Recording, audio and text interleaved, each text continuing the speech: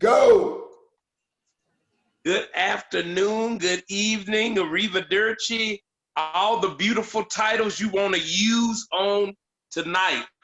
Because I'm telling you, we have a humdinger, as they say in the world of sports. We have a humdinger.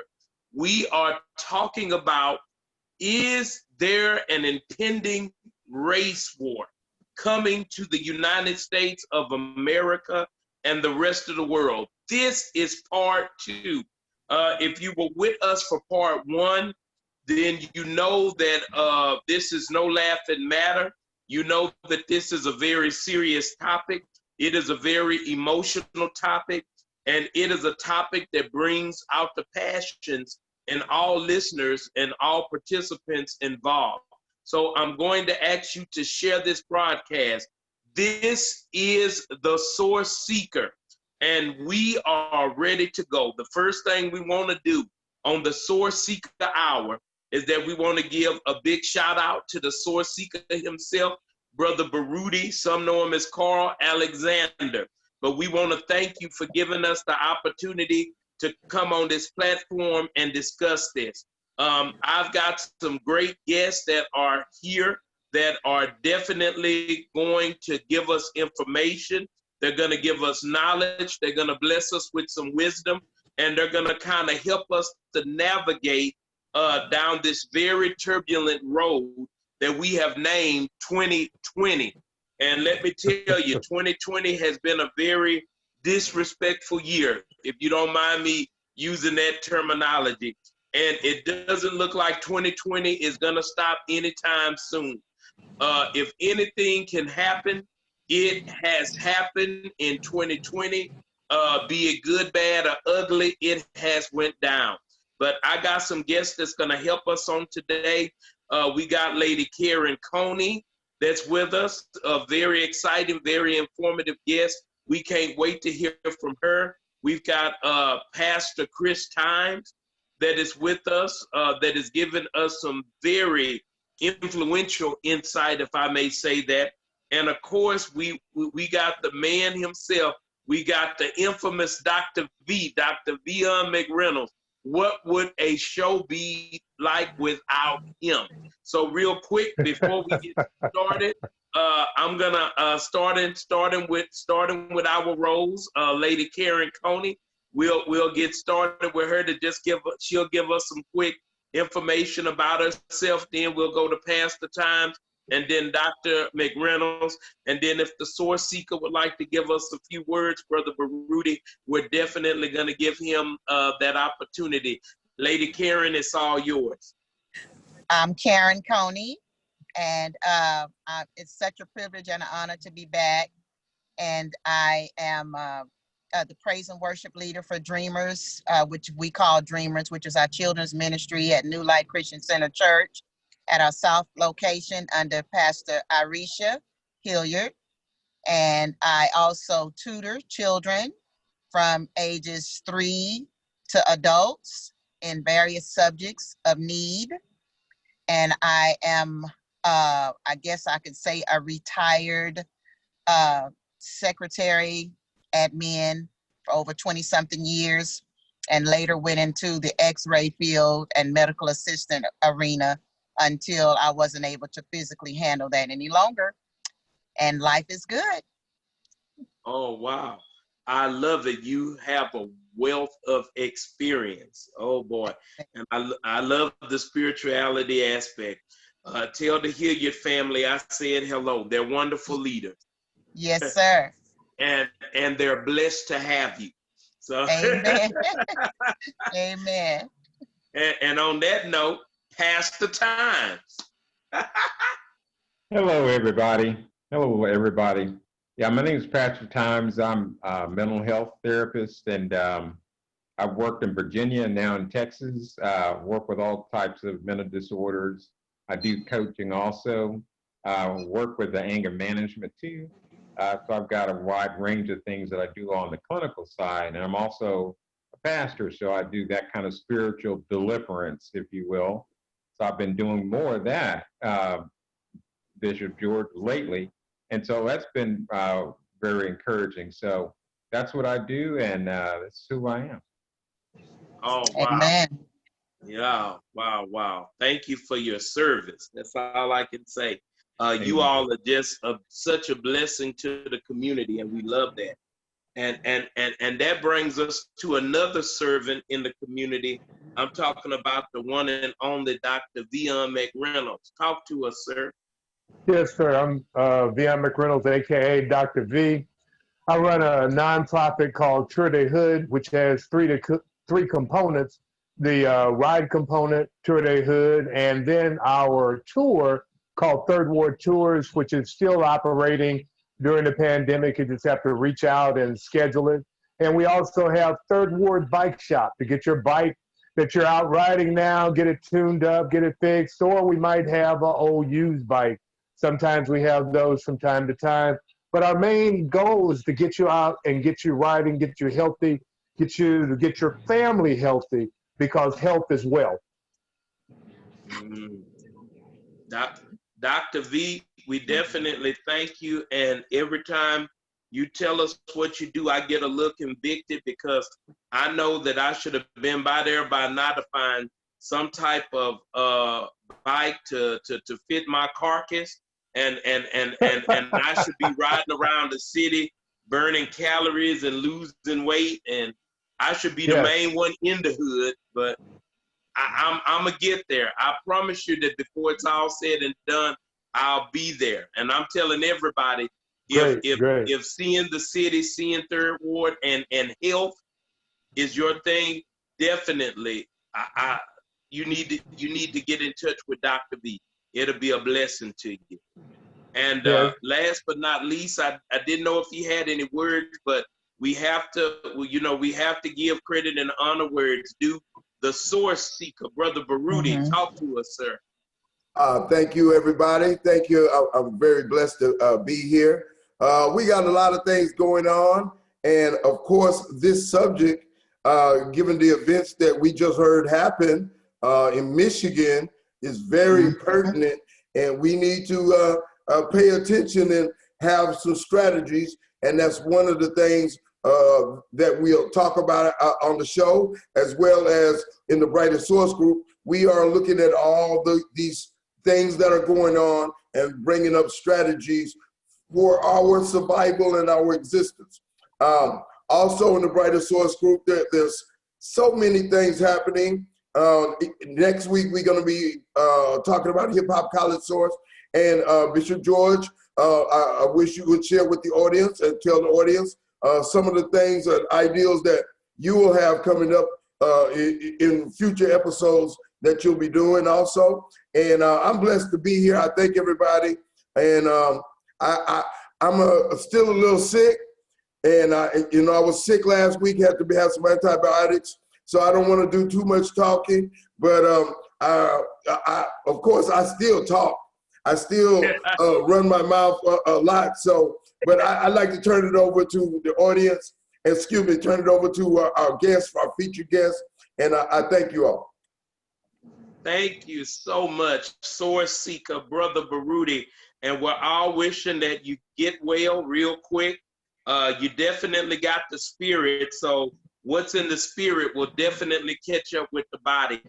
And that's something that I do want to say, because the one thing that I want to do is that I want to make time to get on Brother Baruti's comedic vibrations, because understand that spirituality is what makes us. A lot of times we think that we are humans having a spiritual experience, but what we need to understand that we are spirits that are having a human or a physical experience.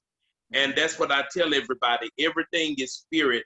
And I know that's not what we're here to talk about, but Brother Baruti touched me with that. And I have so many spiritual people that are on here, because we're not religious, we're spiritual. I can talk for myself and pass the times, and I think Karen Coney and Dr. McReynolds will agree with me when I say that our experience, even as a people and on earth, is a spiritual experience.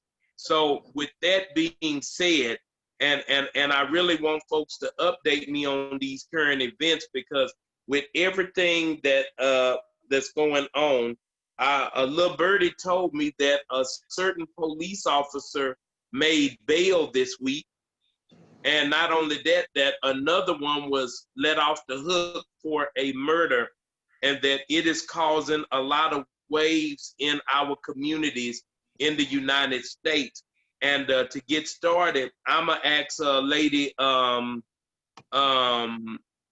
Coney to get us started and get us up to speed with what's going on. Because I think what was funny, the last time we were on here, Lady Coney, I said that by the time we get back on this broadcast, we were gonna have a lot to talk about. Yes, you And did. I don't want, and I'm not saying that I prophesied or anything like that, but you could just feel it in the wind. You knew That's that there right. were some events that were getting ready to take place. So start us off with that, Lady Coney. Well, like you said, we've had a lot to happen since our last meeting.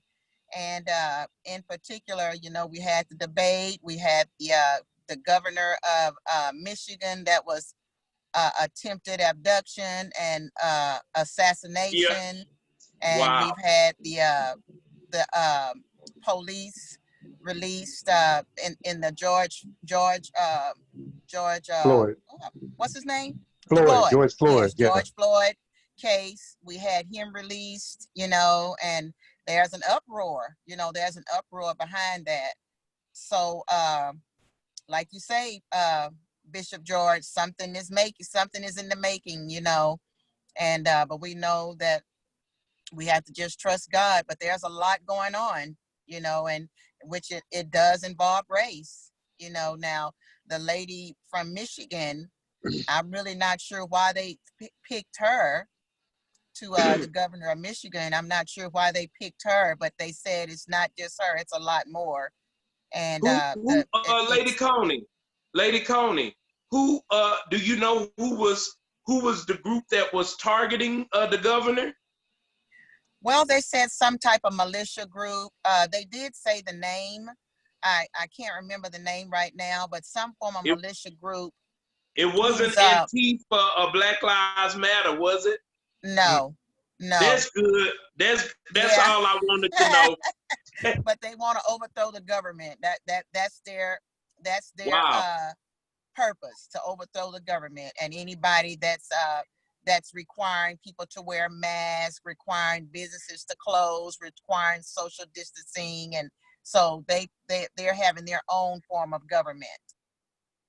Wow.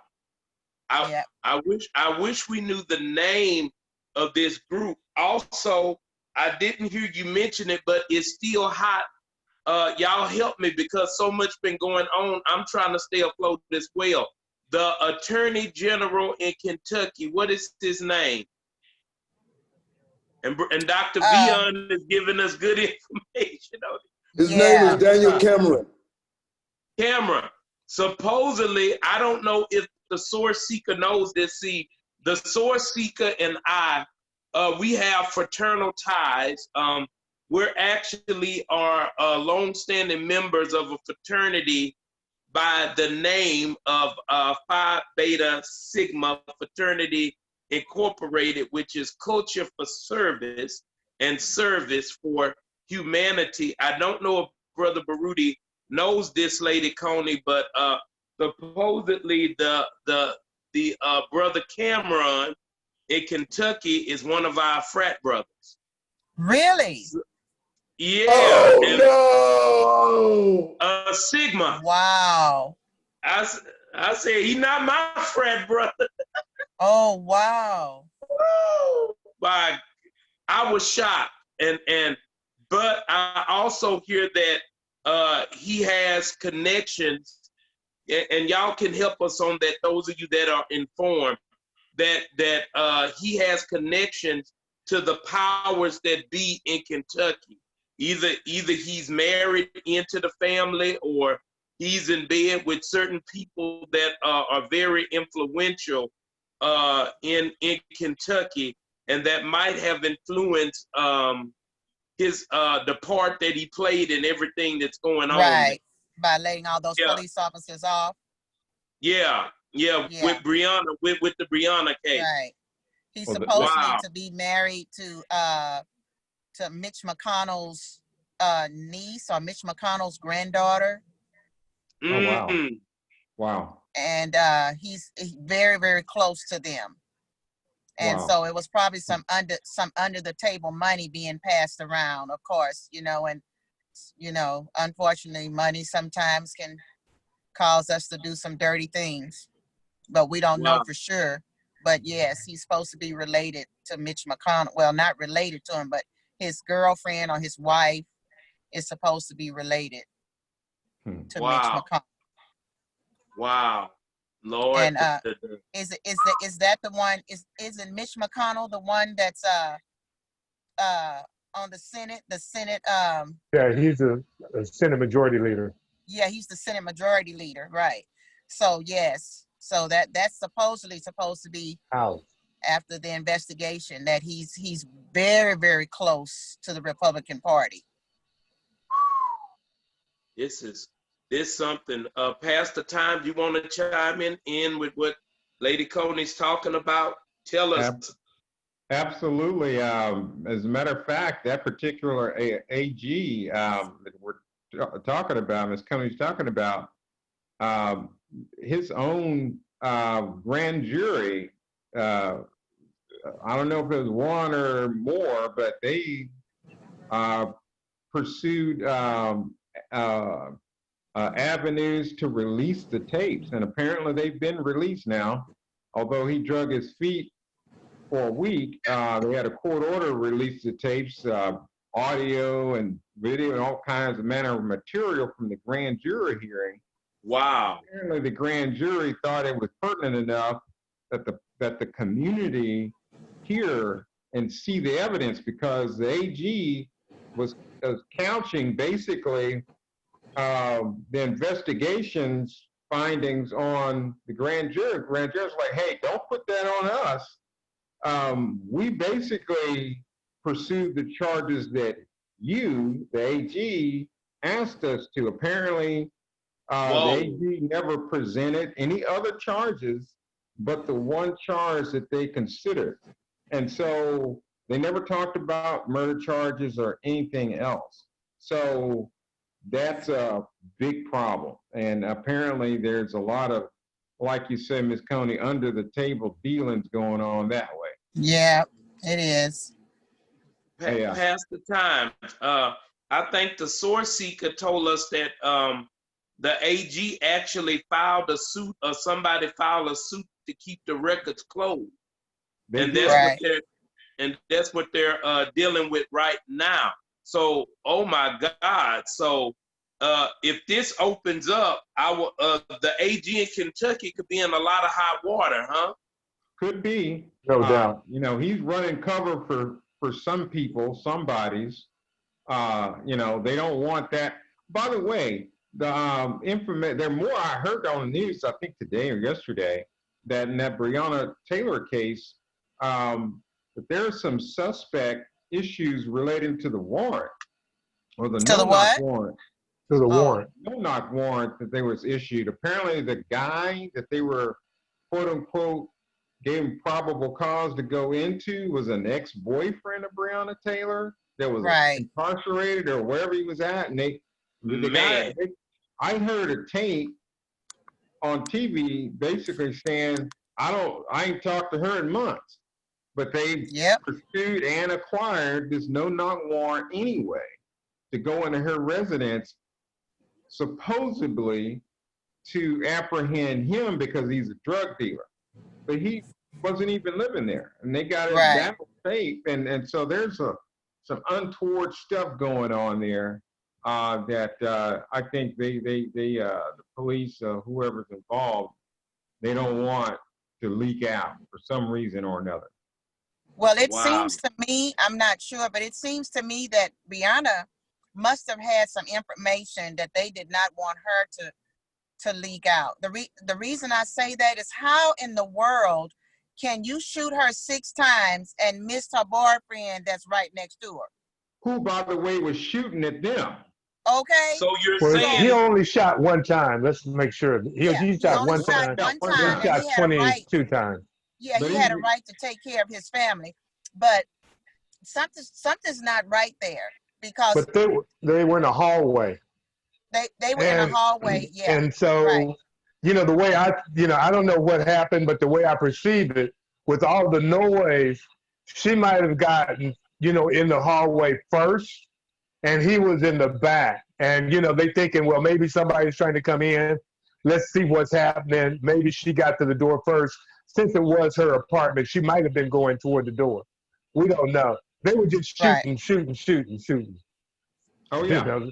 are any of you trying to, I hate to use this word, and I don't mean it in a negative term, but could any of you be insinuating that the boyfriend wasn't the target for this for this encounter?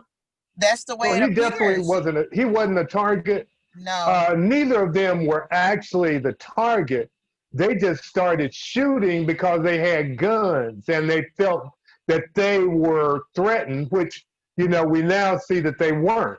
And to shoot that many times, and then the real kicker for the Brianna case is that they filed wrongful, that the police were shooting. They got charged for shooting into the adjacent apartment, Yes. but One nothing time. for Wow. Brianna's. And Yeah. the next thing, if you had a warrant to go shoot somebody and you shoot somebody else that didn't have a gun, she might have been a hostage, so they just shot the hostage. Or they could have had children in there. They don't know. They just went in, one shot was fired, and they just started unloading their guns Yeah, in well, a I think house that they couldn't see in. I think it's a lot bigger than what we're hearing. I really do. It's a why would he want to keep the information not non-public? First of all, Right. why did he have to constantly be begged to release the tape? And then why did he use so they're saying, we'll see it if we get it.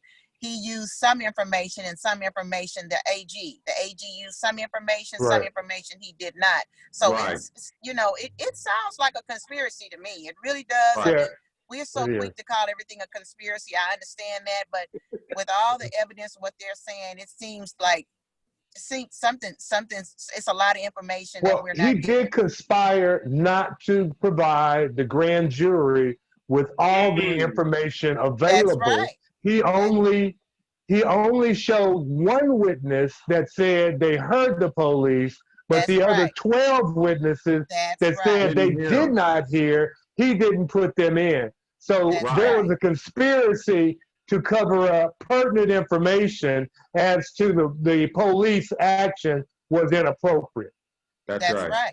Oh That's my right. God. Listen, guys, real quick. I know Brother Baruti, he's really hurt about this. He even mentioned in his own words that it was a travesty that a beautiful girl like Brianna would be killed in such a way. So like Lady Coney said, I know that the word conspiracy is used excessively, but we could possibly be looking at a conspiracy. Yes.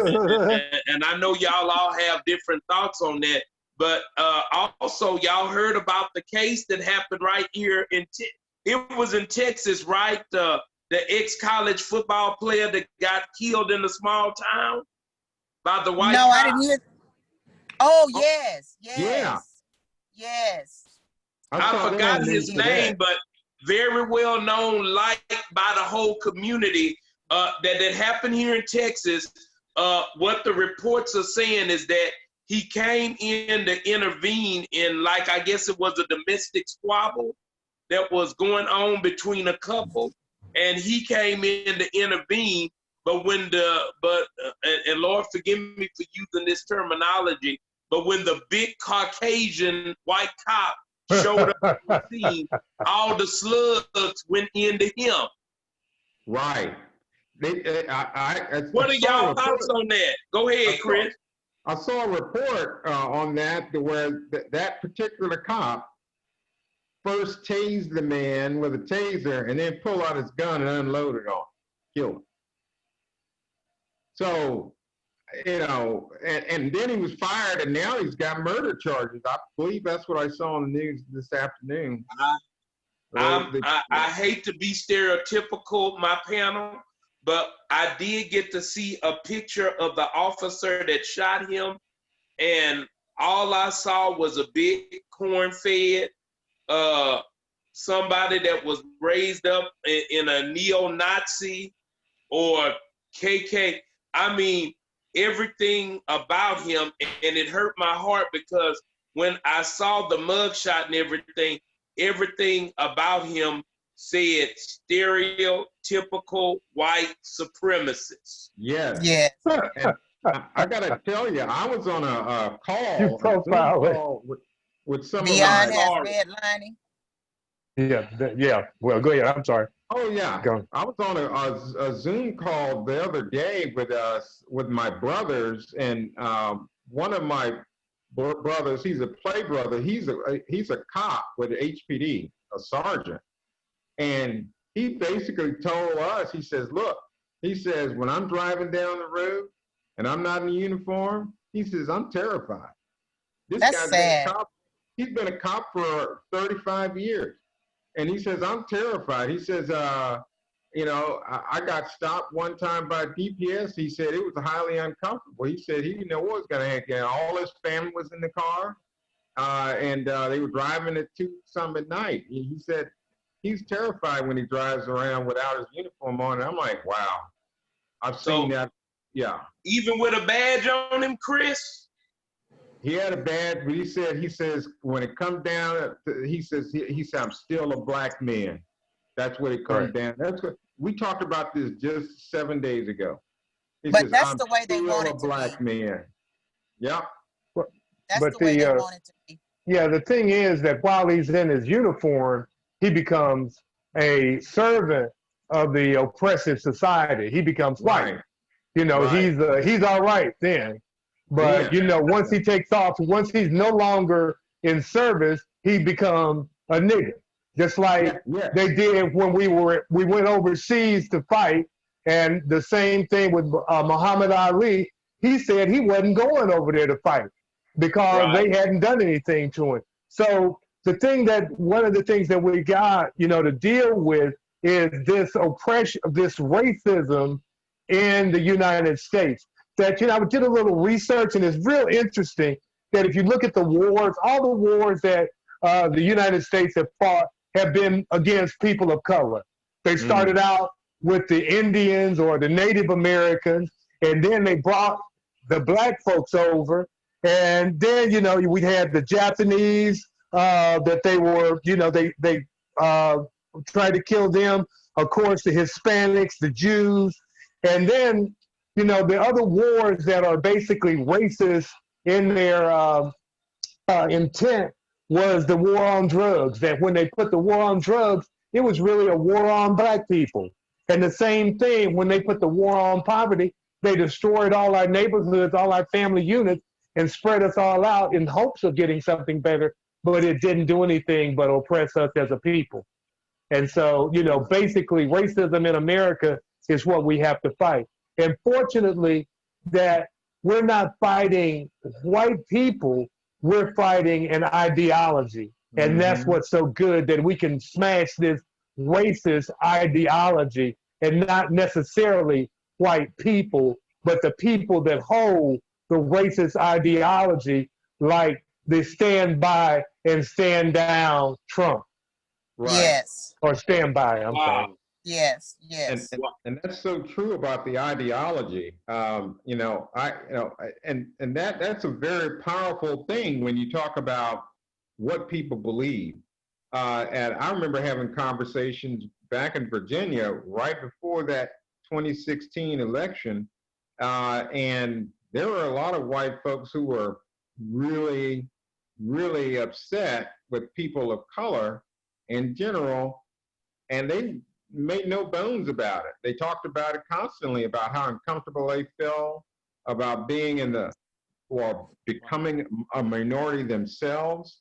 One particular white guy told me, and he was a retired car salesman, who was in the elite of his community, a part of the local country club, said, he said, and I asked him, I said, why do you hate us so much? Just level with me. And he admitted, he says, you really want to know? And I said, yeah. He says, because we're afraid that if you become a majority, you're going to do us like we did you. We've done you for hundreds of years. We're terrified of it. The man told me straight to my face. Yes, that's the And belief. that's true. I believe that. But then I told him, I said, Black people, people of color, I said, we don't even think like that. I said, No. that occupies no space Not in the our mind. majority. Not No, the You try majority. not to. Yeah. But if I may say, you all, and this I think is kind of sad, but last week when I was having a conversation with my brothers about about just general stuff, the topic of guns came up, and I've gotten rid of all of my guns a long time ago, but I'm going to go back and go to Carter country and stuff and start looking at weapons again, because personally, who you all gonna of this shoot? crazy stuff, yeah, it makes you want to think about, okay, maybe I need to rearm. But who you gonna shoot? You Who you gonna better. shoot? Not you But guys. who are you gonna shoot, and when will you shoot them? Oh yeah. You gotta protect yourself, defend Yeah, yourself. but who are you gonna shoot, and when will you shoot?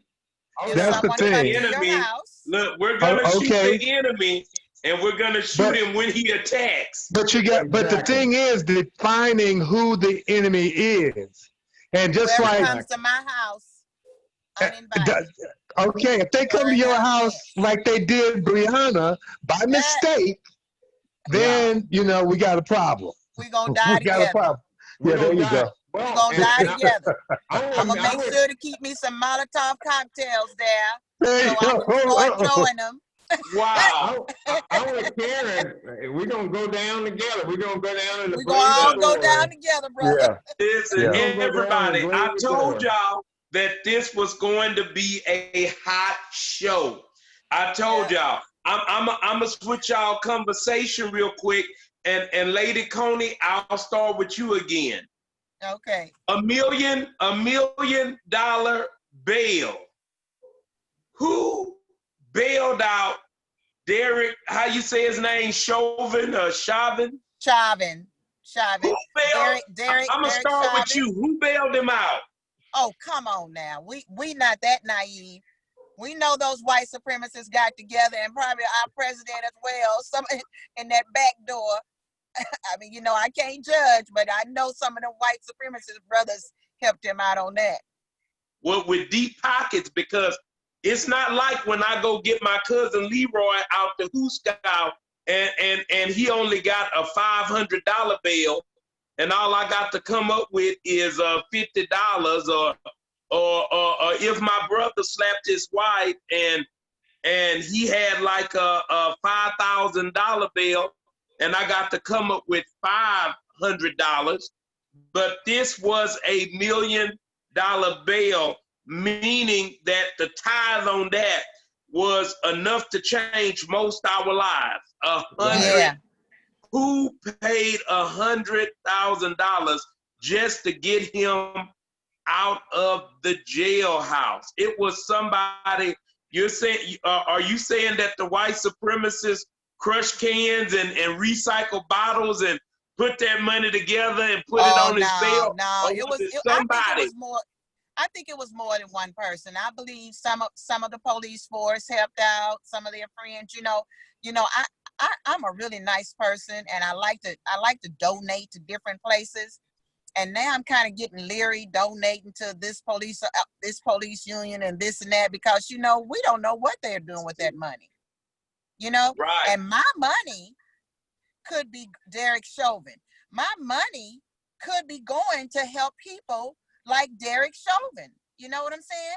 And even though I mean well, I'm not able to track it, and I need to track it. And I made up my mind that I am not donating to any more agencies until I know I can get an account of where that money is going to, because Wow. someone helped him, and I believe it was people who don't like our race much. Don't have proof of it, but I do believe that. So they're saying that a bail bond agency got him out.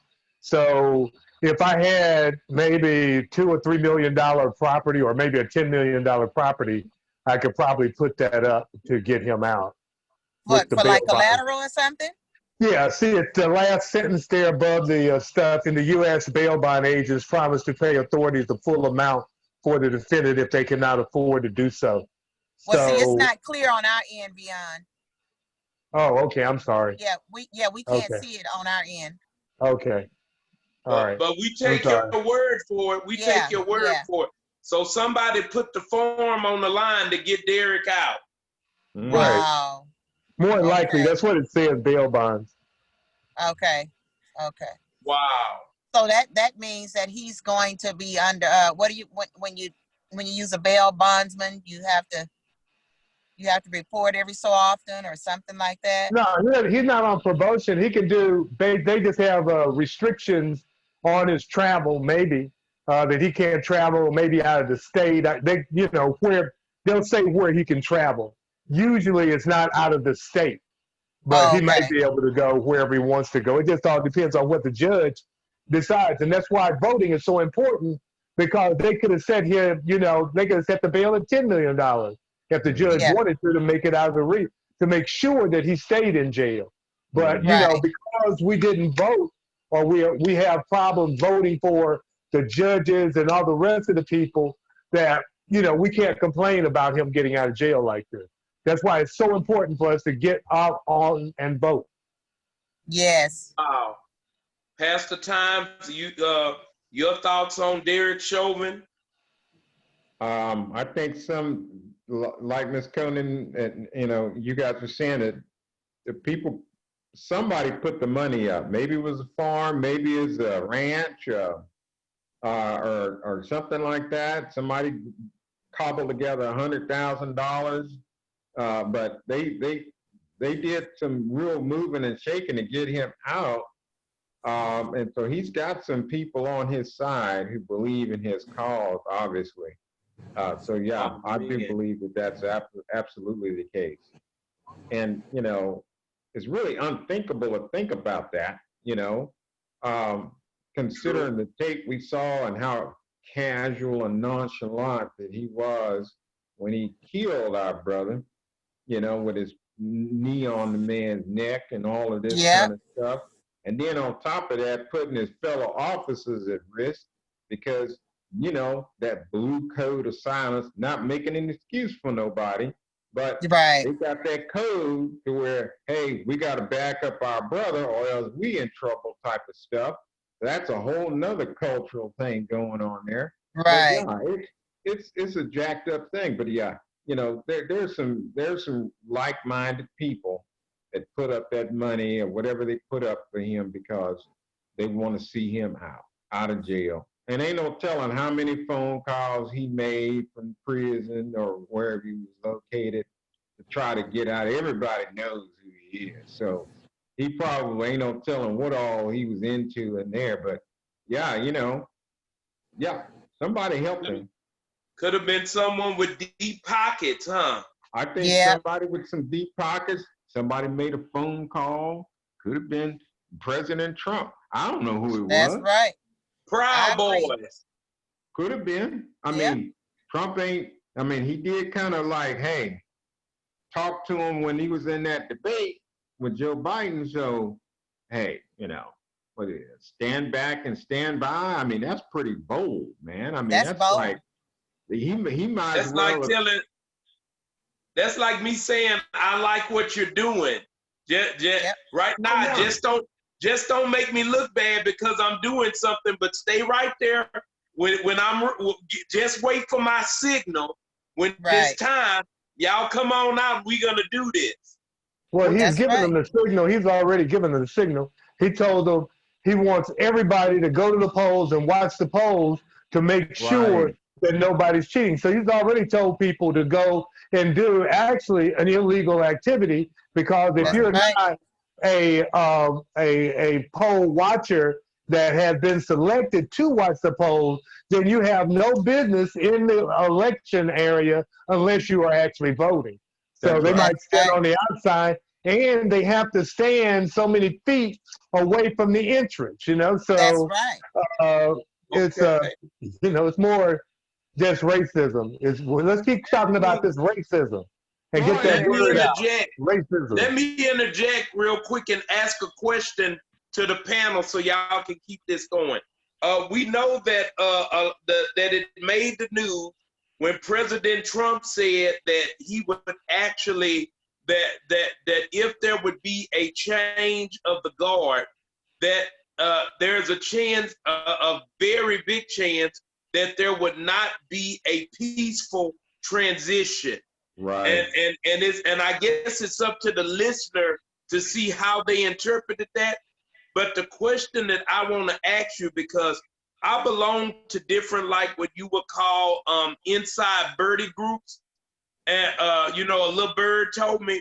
But what I heard, but that there was a plan to discourage and to actually terrorize people from coming out to the polls and physically vote, such as and I pray and trust me, I pray this would never happen. But I actually heard things such as that there could be actual militia groups that actually come and fire and shoot at certain polling places where there could actually be a loss of life, there could be a massacre, people could get shot, things of the sort. And with the president saying the things he said about with there not being a peaceful transition of power, do you think that there will be some type of intervention or incentive for that's going to take place for people not to come out and vote? Do you think something will happen where people will be discouraged from making their vote count? Dr. V, I can start with you this time. You know, I don't think people are going to be afraid of, you know, we've always been, you know, had the Klan run up in our neighborhood and shoot at us. Not only are they shooting at or shooting at us, you know, I mean, we've seen the little girls in Birmingham, the churches, you know, we saw them, you know, try to drive over people while we were out peacefully protesting.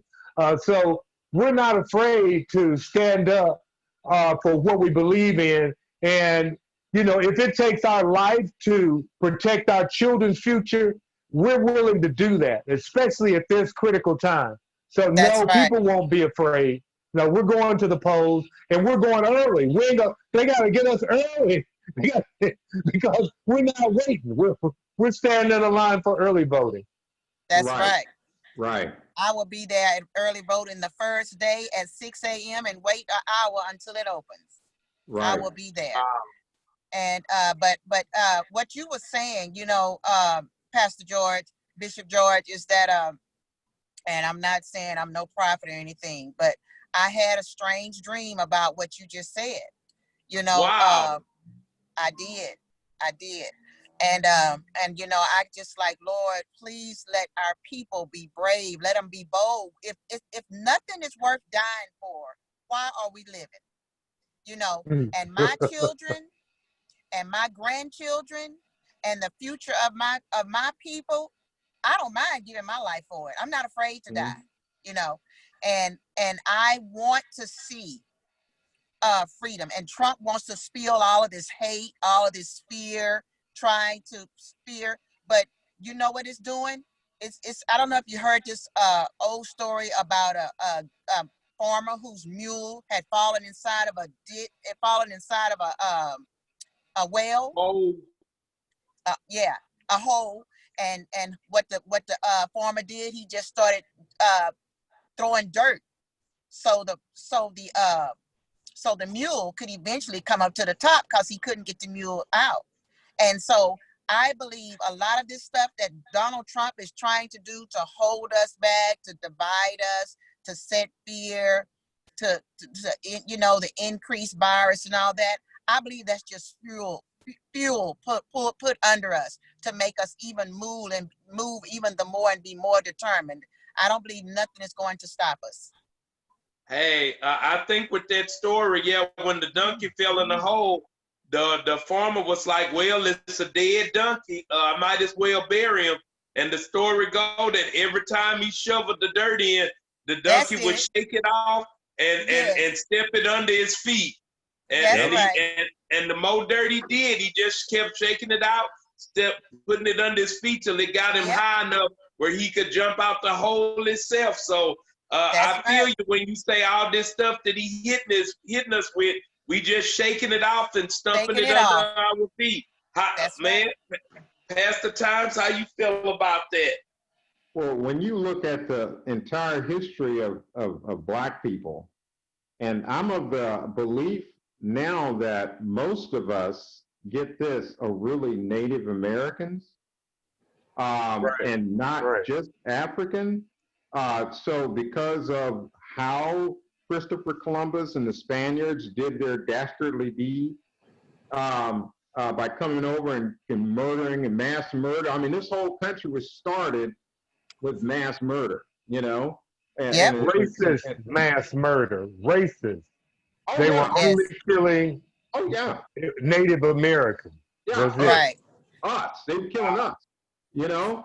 I found out, you know, and it's been told, and if you talk to your grandparents and your parents, you might find out the same thing.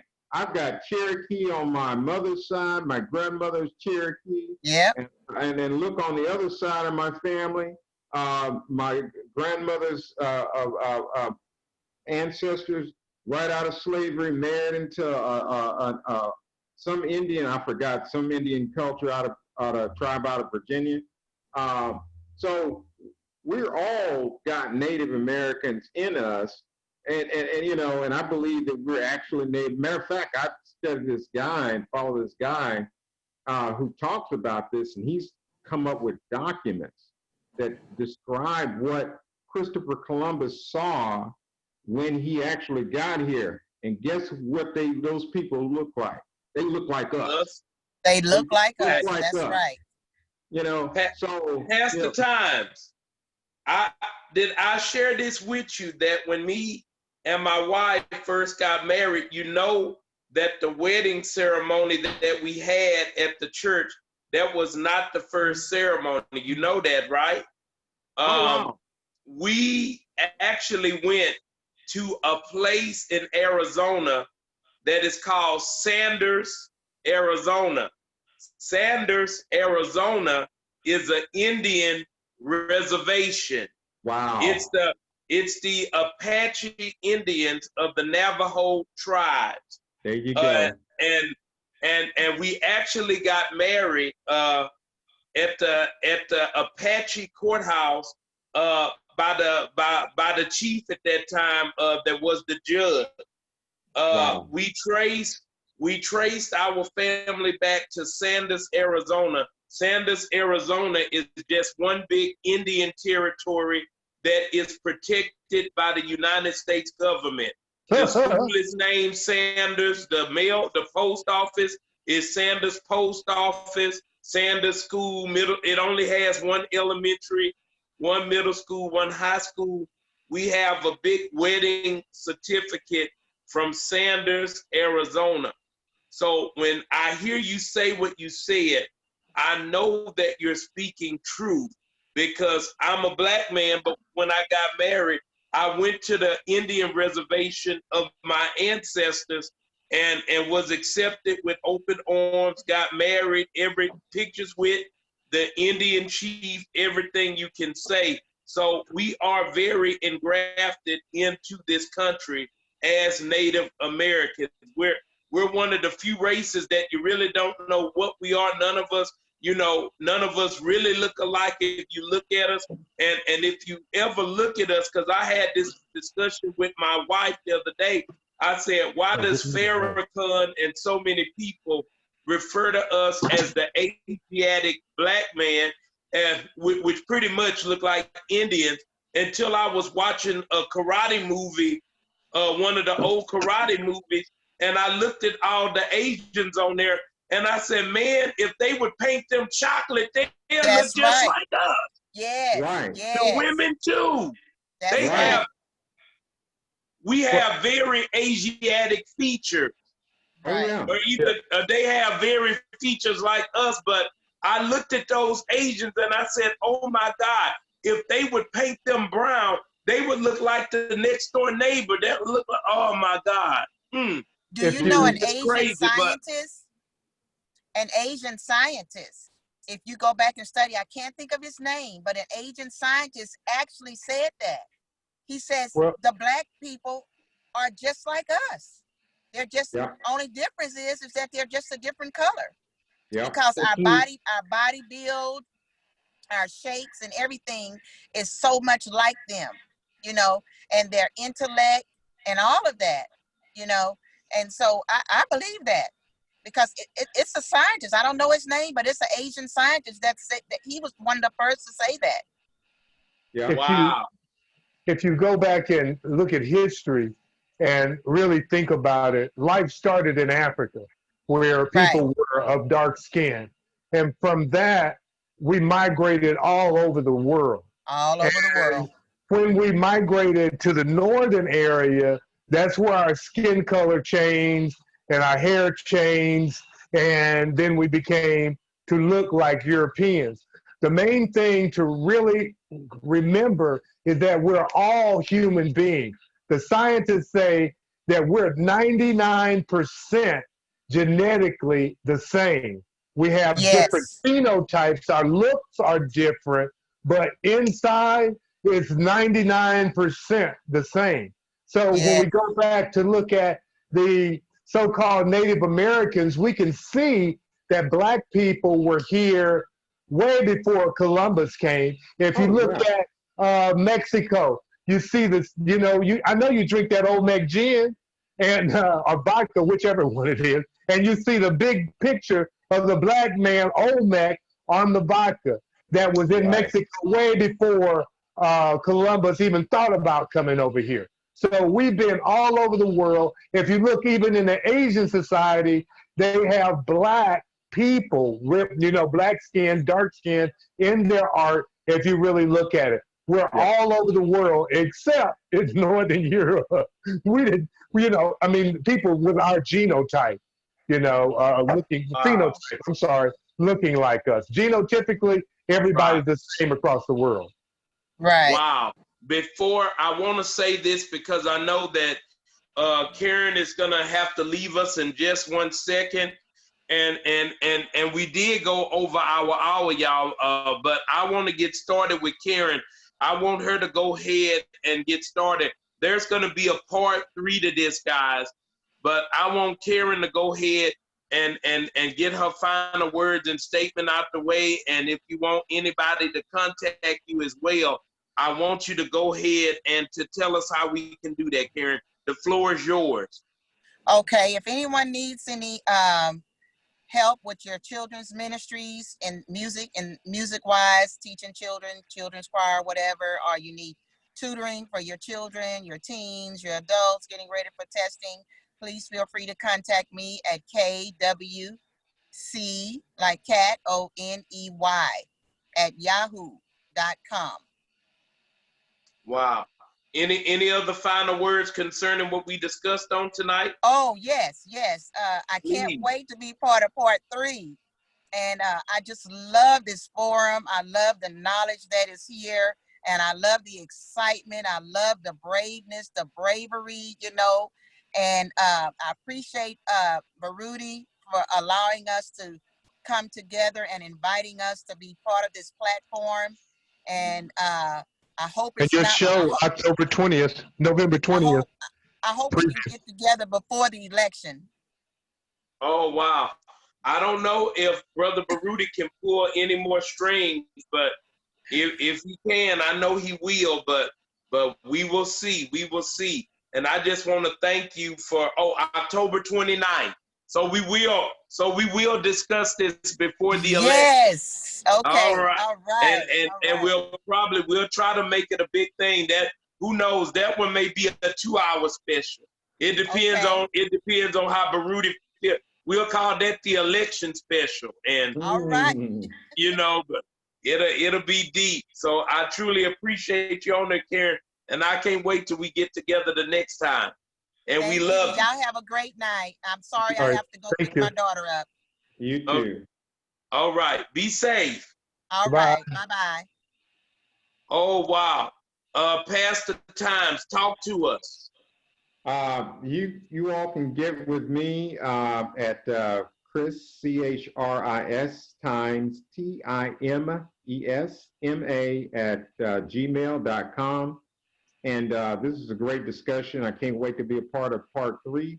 I think there's so much material to discuss yet and uncover yet and just process, because this is something that basically has always been under the surface, in this country in particular, that we, really don't have time to really talk about it enough, or don't talk about it enough.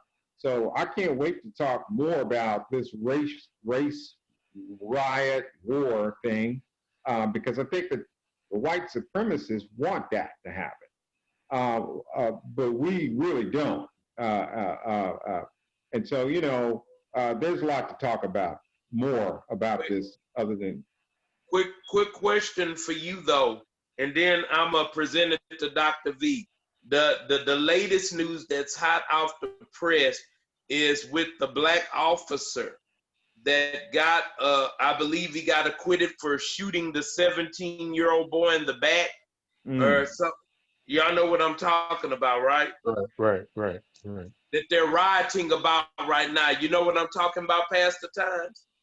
I'm not sure.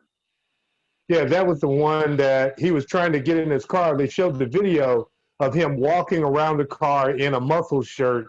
And then once he reached into the car, that's when the officer shot him. I'm sure you saw the video, maybe not. Oh, is that when the guy got shot 7 times or something like that? Yeah, 7 times in the back. And he lived, but his spinal cord was severed or something of that nature? No, there was one more that happened. It was a 17-year-old that got shot that was running away. And I think that's the case in Michigan, I think. Oh, wow. I can get my wife, Brother Baruti, if you can help us with that. It's the case that they're rioting about even as I speak. There's so much information. Officer, I was just going to say there's so much happening everywhere. I'm not as familiar with that particular case, but there's so many things happening all around that there's so much material to talk about. Yes, we got to have a part 3, October the 29th. Oh, wow. Okay, yeah, because I'm going to get you all to research that. I was just trying to get a name at least. I was just I can't find the name right now, but it's hot. It's hot off the press. Even the one, I mean, even if we go back to where Philando Castile, where the officer in that case got acquitted. It's horrible. But we're definitely gonna be talking more on this. Brother Times, let me let you finish up your last words before I go to Brother Veon, because I know that I caught you. Did you know the name of that?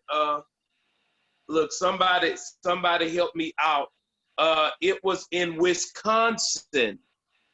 The fatal shooting of a black teen in February.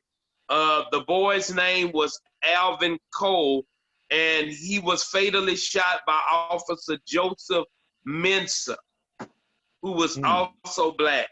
But that's what they are protesting in. I hope I can pronounce this. Is it Wauwatosa? Wisconsin, Wauwatosa. There, if you check your Google and inboxes, they're protesting about that right now. So I'll bring that up the next time that we talk about it. But I want us, and I want us to talk about also, because Dr. Veon McReynolds said something that rang the bell. He said on this broadcast, he said, "Who are you gonna shoot? And when are you going to shoot them?" And so my thing is, what does Black Lives Matter do when the officer is Black? Now, we don't have to talk about it tonight, but we're going to talk about it when we get back on here on the 29th. Somebody remember that. That'll be one of the questions that come up. What happens when the officer is Black? And once again, I don't know about Brother Baruti, but I got in trouble with a few people with Black Lives Matter because I told them I really appreciate Black Lives Matter, but when are y'all gonna get the message to Black folks that Black Lives Matter?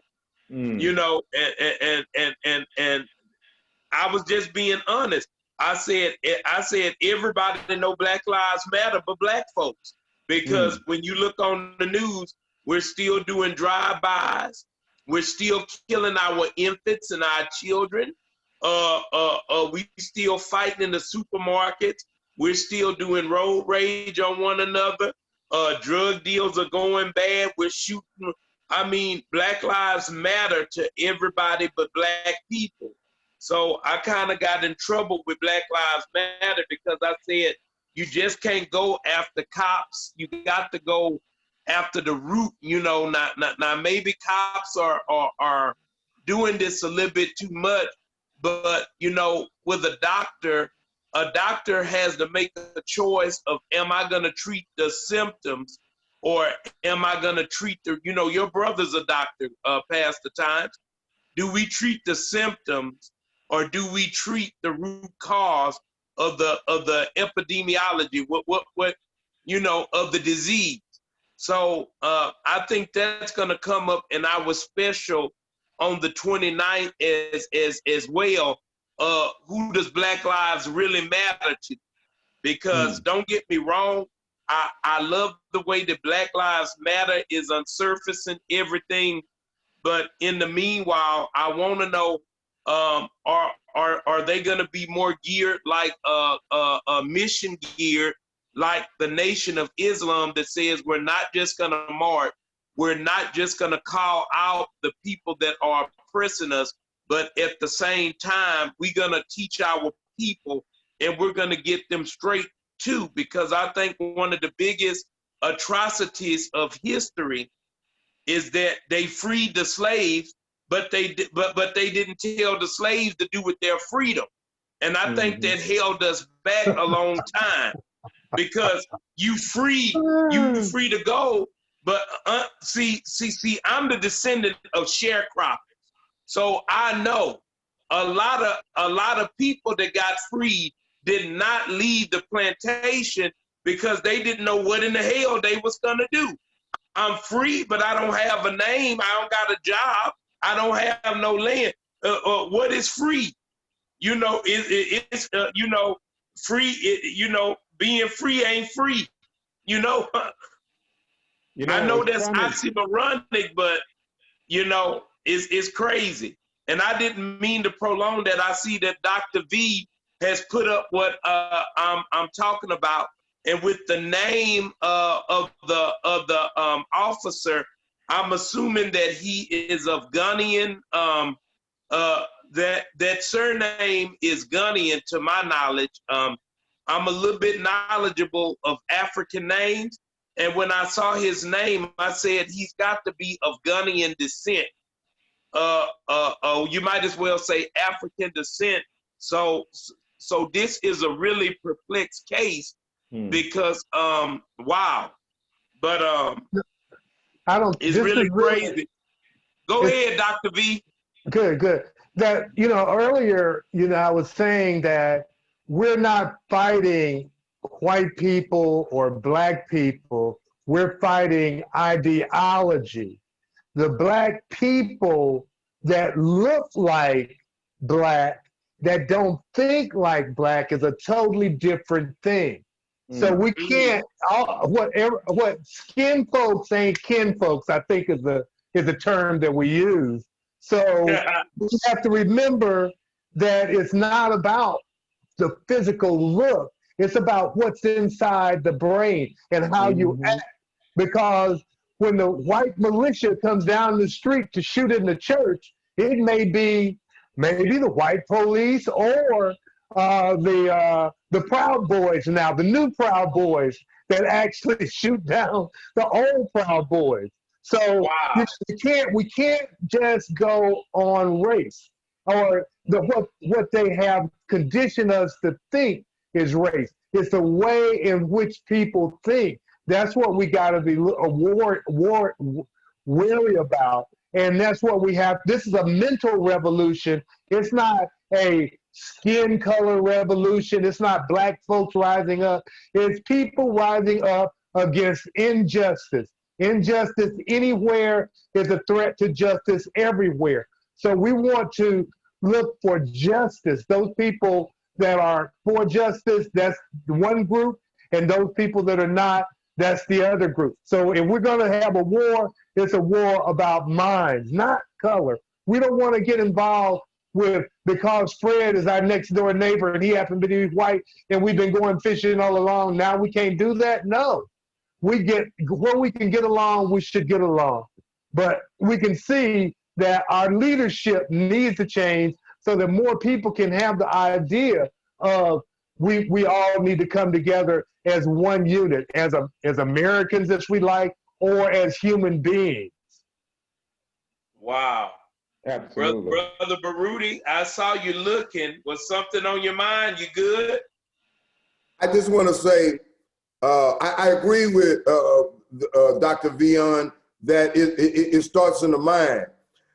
But we always got to reflect, black people are killing black people because they've been conditioned in a lot of ways to hate themselves. And that happened over hundreds and hundreds of years with the peculiar institution that those masters set up. They sit around at their tables 100 years ago, figuring out how to make us do that. And if you give me 100 years of being able to work on somebody's mind, I can do amazing things. I'm a special education teacher, special education expert. I see how the mind works. And so we can't discount those things that they have done to us. We have to do all we can to combat that mental mindset that they have put on us. And sometimes our people are going to fall astray to that. And we got to say, I understand, I don't agree with you. I can't condone what you're doing, but I understand an enemy have done that to you. I do understand that. But for our circle, we got to do the best we can to push forward with the mental advancement and do everything we can to say, hey, we have a declaration of Black genius. We have a declaration of Black financial strength. We have a declaration of Blackness being the most beautiful. And we got to teach our kids that. We got to teach them to stand up strong. Yes, and we got to be prepared to defend ourselves. It may come down that, hey, within our little circle, if you come in here and you are causing trouble, we'll defend ourselves by any means necessary. But you just don't do that on a whim. You got to be trained and prepared.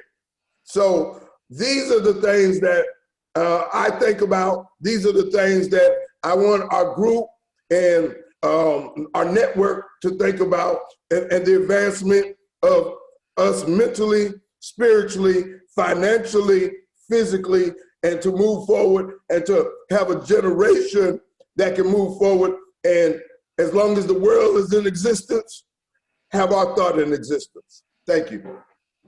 Wow. Let me say this. I know we're trying to end the show, but what you just said messed me up, because I thought about a movie that I saw one night when I just didn't have nothing to do. You know how you can see some of the craziest movies just because you don't have nothing to do? And I found this movie called Deacons for Defense. Is that term familiar with any of y'all? Deacons for Defense? Oh yeah, I did, yeah. I was looking at a church, a picture today that when the church was established, they had a protection. It was a common thing that I guess when they established a church, they would put up a group that would have to protect the church. And that was, this one was in Kentucky, where they were going over some of the Brianna Taylor stuff and showing some of the historical markers. It was on the historical marker that the defense people, I think helped set the church up. Right, because the Deacons of Defense, this movie I saw, it started in Louisiana, I believe, and it was very historical.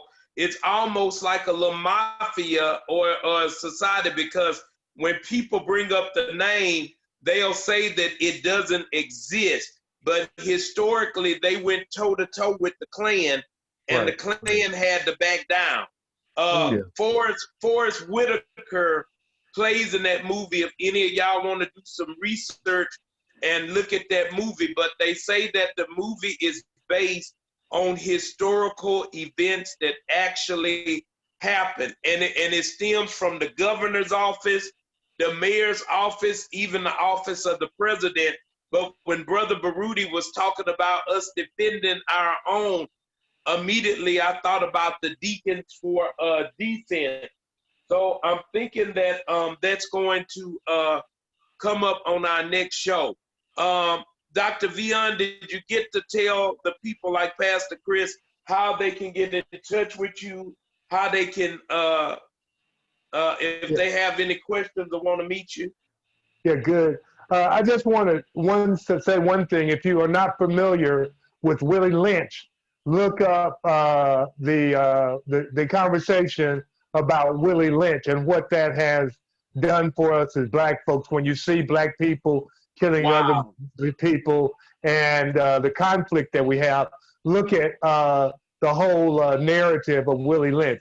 But you can get me. I'm really easy to find. Veon McReynolds on Facebook. I'll be the first one pop up, VEON. And then you can go to the website, tourdehood.org, or just come to the bike shop or go to Third Ward Tours.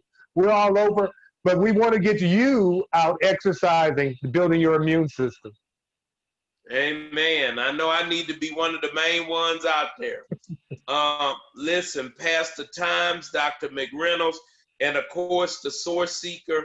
Look, guys, it's just not enough. It's not enough minutes in an hour. It's not enough hours in a day. But best believe we're gonna be back on here discussing these topics, and hopefully we'll bring up the Willie Lynch syndrome as well, because I feel like that's what, when we look at the events that are happening in today's news, Dr. V, all I see is Willie Lynch. And so we're definitely gonna bring that up so you can discuss that topic in more detail. But for now, we have to let this thing go. Audience, like I said, once you see this, share it.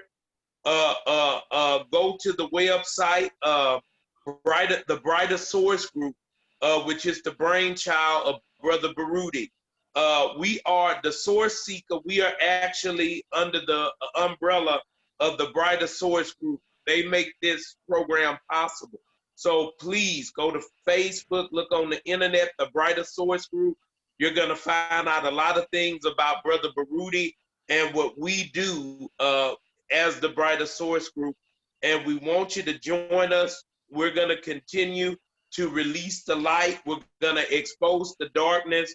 And we are just going higher and higher and higher as a people, as a civilization, as a community, you name it. Our goal is progression, improvement, and just to go higher. We are ready to be illuminated on a whole nother level. Well, for now, I'm going to leave it there. We love all of you. We look forward to you seeing us on the next Sourceseeker Hour. For our panel, for the guests, Dr. V, Pastor Times, Brother Baruti, Lady Karen Coney, and myself, Bishop Sanders, we want to say thank everyone. Good night, be safe, and join us again for the Sourceseeker Hour. Thank you. Goodbye.